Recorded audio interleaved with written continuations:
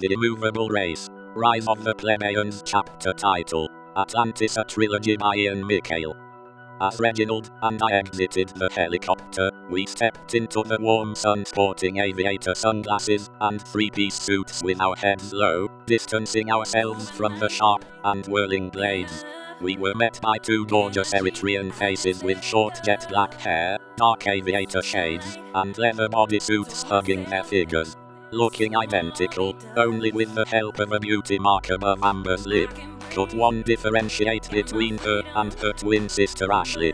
"Moshia, welcome to Atlantis," Amber yelled as the helicopter blades still chopped through the air. "We believe a celebration is in order," she continued with a wide grin, while handing me a virtual tablet. It was the home page of the Wall Street Journal's website in three-dimensional space that was responsive to touch, sound, and emotion. At the top center of the home page was a virtual depiction of Kyle in a black well-tailored double-breasted suit, ringing the opening bell of the New York Stock Exchange.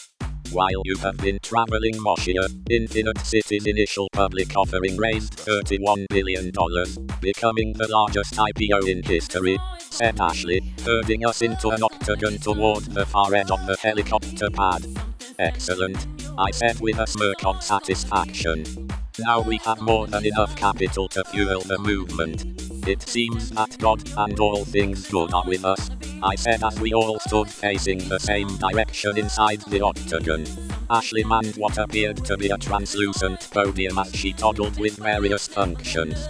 Suddenly, the floor below us became illuminated and brought forth a bright white light.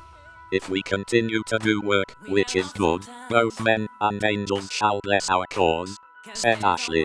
"In the meantime, we scheduled a brief tour of the newly completed structure while we wait for the others to arrive," she said as the floor instantly fell away and the sky slowly shrank to a small circular point above. Soon the sky closed above us, and all around us rows of lights lining the vertical elevator shaft shot past as we quickly descended down below. In an instant, the opaque walls of the elevator shaft became a transparent wall of glass, which now gave us a breathtaking view of the ocean surrounding us. As we continued to descend down into the deep, I suddenly became uneasy.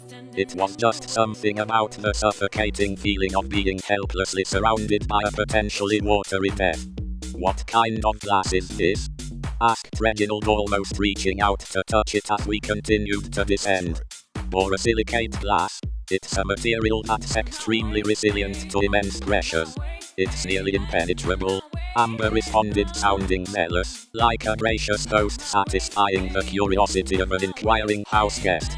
Directly below us we could see a mass of lights in the distance. Before long, the mass of lights became a well-defined structure. In the center of the structure was a large and ominous circular void. Squid-like tentacles anchored the city to the ocean floor in the dark depths below. "Beautiful, isn't it?" asked Ashley in a rhetorical way, as if she already knew the answer.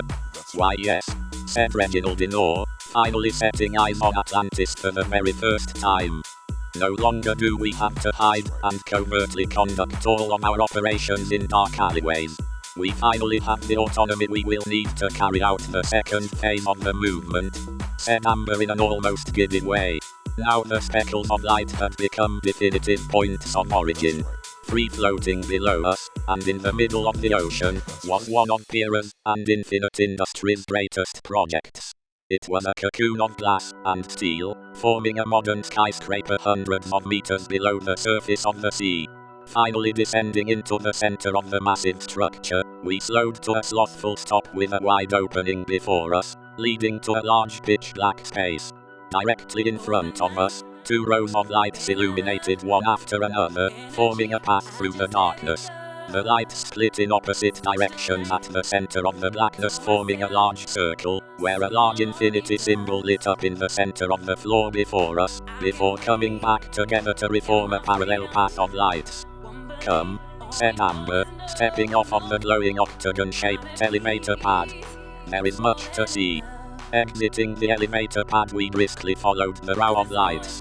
Upon reaching what seemed like the end of the illuminated pathway, two large bay doors parted the darkness.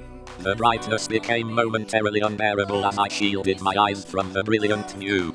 As my vision slowly returned, bustling to and fro, the Ministry of Intelligence and the Black 100 carried out their daily work in the heart of a self-sustaining city.